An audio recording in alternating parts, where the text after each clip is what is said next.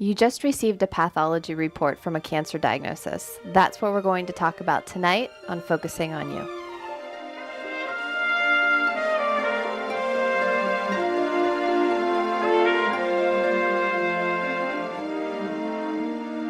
Welcome to Focusing on You. My name is Heather King. I'm the Educational Director with Abounds. Thank you so much for joining us tonight. We really appreciate your time to really understand the topic that we're going to speak about tonight with Dr. Christopher McKinney, who is the Medical Director of the Clinical Labs at New Hanover Regional Medical Center. So thank you, Dr. McKinney, for joining us this evening. Thank you. I really appreciate your time. So from a patient perspective, a pathologist isn't someone who is normally seen in the forefront of care. So can you explain a little bit about what a pathologist does and how they play into the care of a patient that receives a new cancer diagnosis? Absolutely. You're right. Pathologists are behind the scenes a lot. And what we do is we basically make the diagnosis from a tissue biopsy, and we look at that tissue under the microscope. There's a lot of information that can be gained about cancer, what type of cancer, the grade of cancer by looking at the tissue under the microscope. And that's primarily what we do. We also use other additional tests to help us classify the cancer and sometimes to help us determine specific therapies that the cancer might respond to. So we do a lot of work under the microscope, but also a lot of other laboratory work.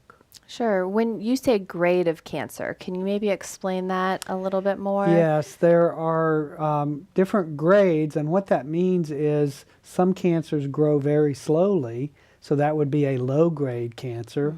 Other cancers might be intermediate, and some are high-grade. The higher-grade cancers grow more rapidly and tend to spread to other parts of the body more rapidly. So we can tell by looking under the microscope what the grade of the cancer is, and that helps determine what the prognosis is and also what the subsequent treatment might be. Sure. So that information is part of what the oncologist or the surgeon would need in order to do the therapy or the surgery that is appropriate. That's correct. Yeah. So everything that you do really does play into the treatment team. Right. We are part of a team. We work very closely with the surgeons.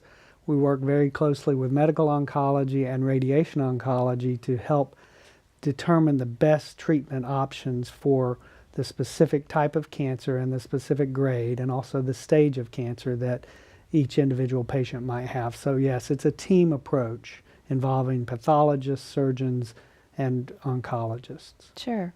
So just going into that team approach a little bit, I know you participate in something called a tumor board, which oftentimes patients aren't aware of. It's something that goes on behind the scenes in a hospital setting. Can you explain a little bit about what a tumor board is like and what that discussion looks like about a patient?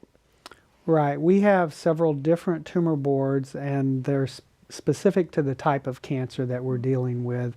We have a breast tumor board, we have a gynecologic oncology tumor board, lung tumor board, and then a general tumor board where we review different types of cases. But at the tumor board, we have a collection of specialists. We have, of course, the pathologist, we have the medical oncologist, we have the surgeons and radiation oncologists, and we have several different specialists. So you may have several surgeons or several pathologists and multiple oncologists. So we can discuss a patient and get the opinions of different doctors about the specific treatment that would be appropriate for that patient. So it really is a great resource and a good time for us to sit down together, talk about new developments, talk about new types of cancer, new ways to diagnose cancer, new ways to treat cancer. So it's helpful for the individual patient because we can draw on a broad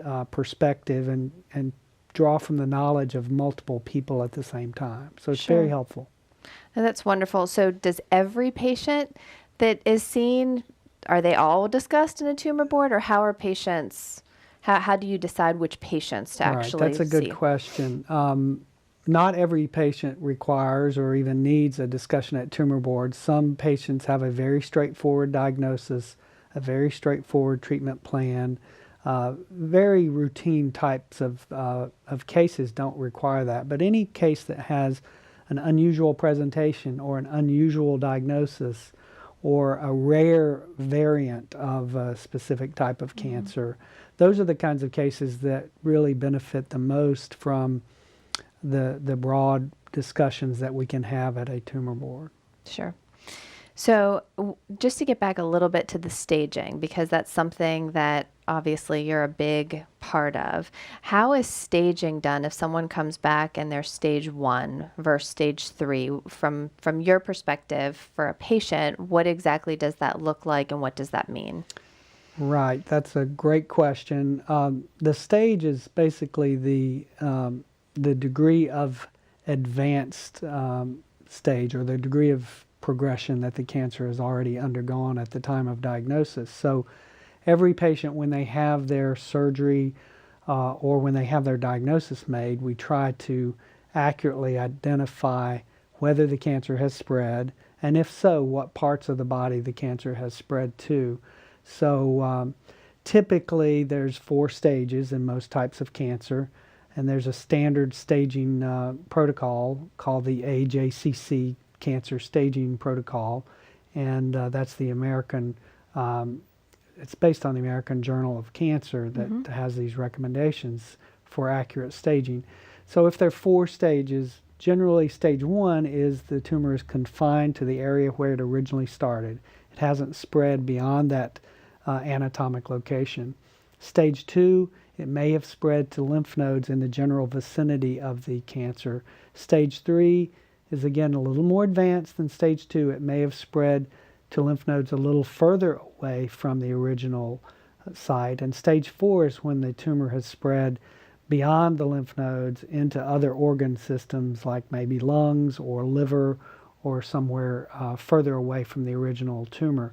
That staging is important to determine what would be appropriate therapy for patients at that point in time. Sure. And as the pathologist, do you do everything with the staging, or are there other treatment team members that actually help with that staging process? That's a great question. There are 2 different ways that you can stage. One is called clinical staging, which is based on examining the patient, based on x-rays or CT scans or MRI scans.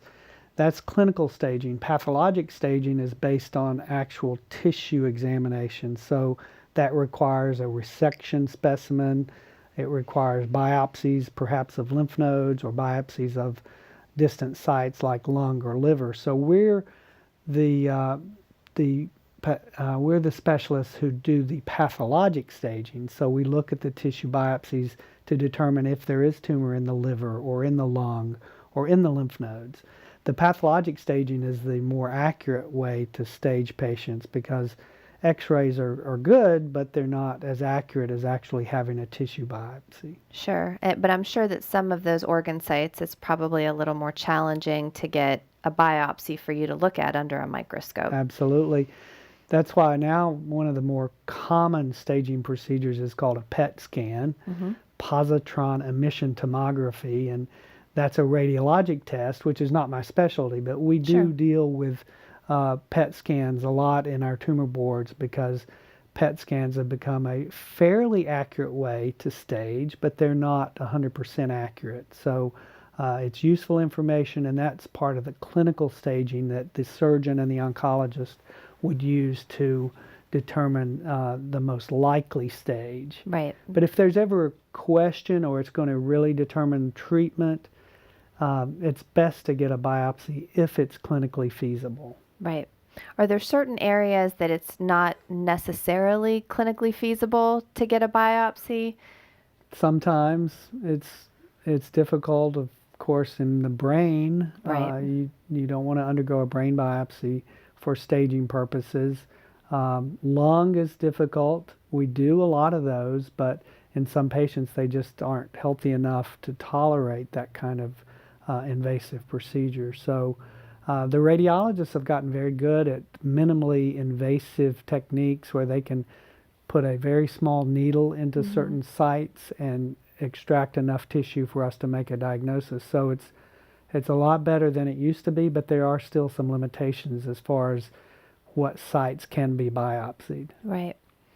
No, and thank you for that. I mean, it's very interesting to see how pathology just does play into the whole treatment team over and over again, no matter what the cancer diagnosis may be. Let's just because a lot of people are very familiar with breast cancer.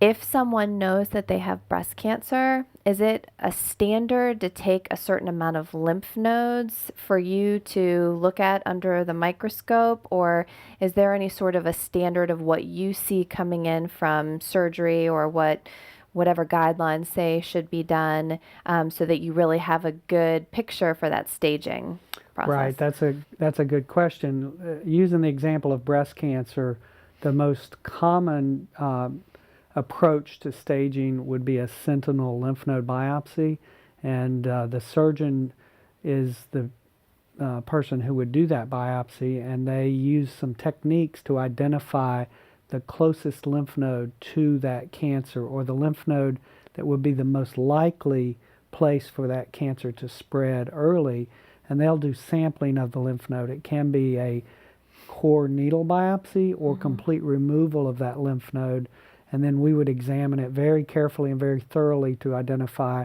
the earliest spread of that cancer into the lymph node. So in breast cancer in particular, it's called sentinel lymph nodes. The sentinel means the first lymph node that would likely contain tumor.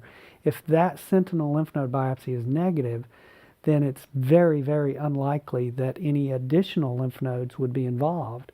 So you don't need to take out additional lymph nodes. Right. There are some complications that can occur from removal of lymph nodes, and you want to avoid those complications if you don't need to remove those. Sure. So we've talked a lot about different staging, and can you talk a little bit about, and this is kind of going back to basics, but what benign versus malignant might mean on the pathology report, or what that looks like to you? Right. There is a lot of confusion about those terms, and I think one reason is people don't really understand the difference between a benign tumor, because a tumor is a growth. Sure. It could be malignant or benign. A benign tumor is a growth that it can continue to grow, but it's not going to spread. It doesn't have malignant potential. And it's a biological thing, and we can determine that by looking at the tissue under the microscope.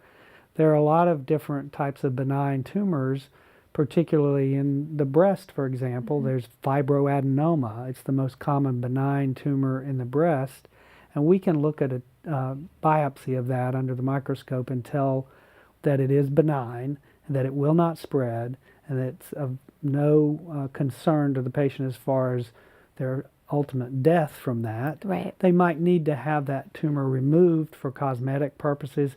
It could continue to grow and compress on certain structures in other areas of the body. It can sometimes compress on blood vessels. So a benign tumor may still have to be removed, but we can determine if it has any malignant potential. Malignant tumors, on the other hand, are what we refer to as cancer commonly. And malignant tumors can spread to other parts of the body and can ultimately cause the death of the patient. So that's the difference, and it can be determined by the pathologist looking under the microscope. And with the malignant, that's where the staging comes into play of Correct. where it specifically spreads. Right. I know that anytime, whether it's a man or woman or a child, they have a lump, it's something that they want to get evaluated immediately and get out. But there are times, like you said, that it can be a benign tumor, so it's there. It still might need removed, but you can, by looking at that tissue biopsy, tell under the microscope if it's going to spread or not spread. That's correct. And sometimes these smaller benign tumors, it's okay to leave them alone, watch them. Sometimes they will actually regress. So you don't want to do a large, aggressive surgical procedure for something that's benign. Usually the benign tumors in the breast are removed because they're concerning, they cause anxiety. Sure. And very rarely a benign tumor can transform and become malignant, but that's extremely rare. So sometimes they need to be removed, but not always. Sure. Absolutely. So can you can you talk a little bit about how pathology has changed? So you've been a pathologist for just a year or two. A while. Just a year or two. Right.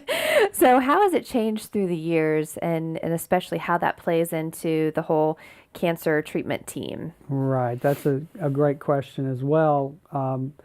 Pathology, the basic bread and butter pathology is looking at a tissue slide under the microscope.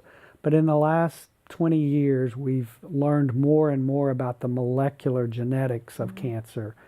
And you can't really determine molecular genetics by looking under a microscope. You need more advanced techniques to look at the actual DNA structure and look for mutations and look for overexpression of certain proteins. And we can do that now much more effectively in recent years with techniques such as in situ hybridization or immunohistochemistry. Those are big words, but those are techniques that we can use in the lab to look for these genetic mutations and determine more accurately what the diagnosis is, and also determine what the behavior of that particular type of cancer might be. So that's been a huge advance in the last 15 or 20 years of my career, and it's continuing to accelerate. And we're just learning so much more about the aspects of cancer that explain the behavior of cancer. Back in the old days, 20 years ago, we thought all breast cancers were more or less the same.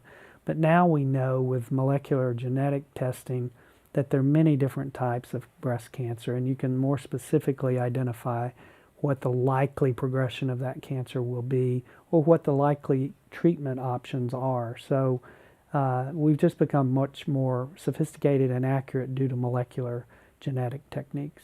That's great. So what do you see is coming on the forefront from a pathology perspective? There are a lot of things on the forefront. I think the molecular analysis is just going to accelerate more and more. Now we have something called next generation sequencing, which is a very powerful and rapid way to provide DNA sequencing of the DNA within the tumor cells, and that can help us identify more and more mutations that will help us to better stratify patients to get specific targeted therapies. So a lot of people have been talking about personalized medicine, and I think that pathology is going to really play an important role in that, because we can use these molecular techniques to specifically identify targets for each individual patient. So I think in the near future, it really truly will be personalized, that each patient will have a unique type of approach, a unique therapy that is targeted specifically for their cancer. We're not quite there yet. Right. But I mean, that'll be amazing, because the thought is hopefully there'll be less side effects associated with better outcomes. Right. Which is amazing. And it all goes back to the pathology associated with that tumor and what you're finding. Correct. Absolutely. And a lot of this work is done in research laboratories all across the country. So, I always encourage patients to be knowledgeable about their cancer, but also be knowledgeable about the types of organizations that do the research on their specific type of cancer, because those organizations are so important in generating funds for these researchers to do this groundbreaking work. But it continues to improve, it continues to move forward. One thing when we're talking about research in cancer, it's, a lot of people think, well, all cancers are kind of the same. Are we going to have a cure for cancer? Unfortunately, they're not all the same, and each type of cancer has different mechanisms that are involved in resulting in that proliferation of cells. So each type of cancer is going to likely need a specific type of therapy. That's why there's no silver bullet yet. Right. And there probably won't be a silver bullet. It will probably be specific targeted therapies that are successful for each different type of cancer. So that it's complicated. It's complicated, but it's amazing to know that it's being researched and studied, and hopefully someday when our kids are at that point where, they're getting in advanced stages, then maybe it'll be there and available for them. Right. So it's amazing.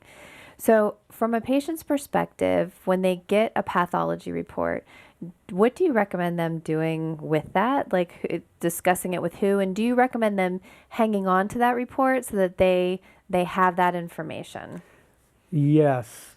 I do think that it's best to discuss your pathology report with your primary doctor, your primary cancer doctor, who most of the time would be a medical oncologist. But in some situations, if you have very early stage cancer, you don't really need a medical oncologist. You may only want to discuss it with your surgeon, but they're best equipped to discuss those reports with you because they know your clinical history, they know everything about you from a medical standpoint, so they can interpret that report in the context of your situation. So I think that that's the best way to do that. And to answer your second question, it's very important to keep those medical records.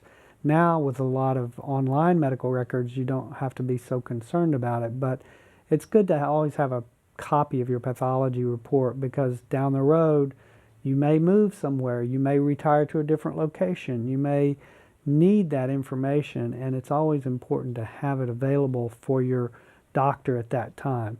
Your primary care doctor is generally the best person to keep all of that information from your specialist. So let's say, for example, we have a lot of people who move down here from wherever, mostly up north. They come down, and it's important for them to bring their records or at least give us access to those records because sometimes that information can be very important in following up on certain conditions, and also it can be important in determining what kinds of therapies you might be able to tolerate or not tolerate. Sure. So keep that pathology report with you somewhere in a safe place. No, that's great advice. And so no one's ever going to the patient's not going to make an appointment with Dr. McKinney or the pathologist. You're the hero behind the scenes that helps everyone else kind of figure out some of this other stuff. So that's true. I don't know about hero, but we are behind the scenes, and we don't have appointments with patients directly. I do feel a lot of calls from patients, but most of the time it's best to discuss those with your surgeon or oncologist or your family practitioner. Perfect. Well, do you have any other thoughts for a newly diagnosed cancer patient that we haven't gone over, just from a pathology perspective? I do. I think that knowledge is power. I think that when you are told that you have cancer, there are so many things that are running through your mind. You may think of somebody that you know that has gone through this. But remember, all cancers are not the same. All treatments are not the same, and depending on the stage of the disease at the time of diagnosis, you may not need chemotherapy. Everybody always rushes directly to, I'm going to have chemo, I'm going to be sick, I'm going to lose my hair. That's not necessarily the case. So a lot of those decisions depend on the stage, depend on the type of cancer. So take a deep breath, gather all the information. Knowledge is power. We've used that term before, talking about the genetics of your disease. Knowing the underlying genetics of your situation can provide you with knowledge that can help you deal with it, because the more you know, the more you're able to cope with it, and the better you're able to help make decisions to get the best outcome. No, that's great advice. But thank you so much, Dr. McKinney, for taking the time tonight to really help patients understand what a pathologist does. This has been extremely helpful, and I'm sure that many patients are going to benefit from it. So thank you for the opportunity. I like to educate people about what we do because we are behind the scenes, and it's very helpful to have the opportunity to talk to people and educate them about pathology. Hopefully it'll help some people deal with and cope with their disease. It definitely will. Well, thank you very much. And thank all of you for taking the time to learn more about what a pathologist does behind the scenes and for your time. So thank you for watching this, Focusing on You with Dr. McKinney and myself, Heather King, this evening.